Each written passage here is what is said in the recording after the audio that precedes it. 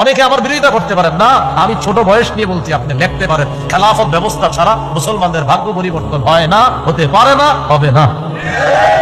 আমার এই বক্তব্যের বিরোধিতা করবেন কিন্তু না, আপনি করেন। আমি তো বলছি আপনি লিখে রাখেন, আমি তো চিরদিন বাঁচবো না, আপনি লিখে রাখেন, খাতা কলমে লেখেন।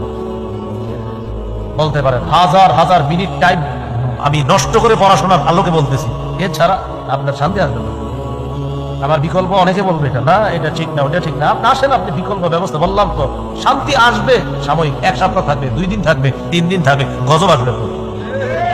চূড়ান্ত শান্তি চান, খেলাফত ব্যবস্থার বিকল্প না। আবু বকর, ওমর, উসমান, আলীর যুগ, সেই যুগ ফিরে আনতে হবে। যদি আপনি বলেন আপনি মুসলমান, আর যদি বলেন অন্য কিছু, তাহলে আমার বক্তব্য এরা আফগানিস্তান বুঝছে, কারা বুঝছে? আফগানিস্তান অভিভাবক বানাইছে সঠিক জায়গায়, আমরা অভিভাবক বানাই কারে? একটা আগুন ছাড়ি আর একটারে ধরি, বৃষ্টি থেকে বাঁচার নিচের জন্য ঝর্ণা নিচে এসে দাঁড়াই। এই জন্যই তো বললাম, একটা আগুন ছাড়লাম, আরেকটা আগুন ধরলাম, পশ্চিম ছাড়লাম, পশ্চিমা ধরলাম, পশ্চিম ছাড়লাম, পশ্চিমা ধরলাম। একটা আগুতের রশি থেকে মুক্ত হয়ে আরেকটা আগুতের রশির কাছে গলাটা সরে দিলাম।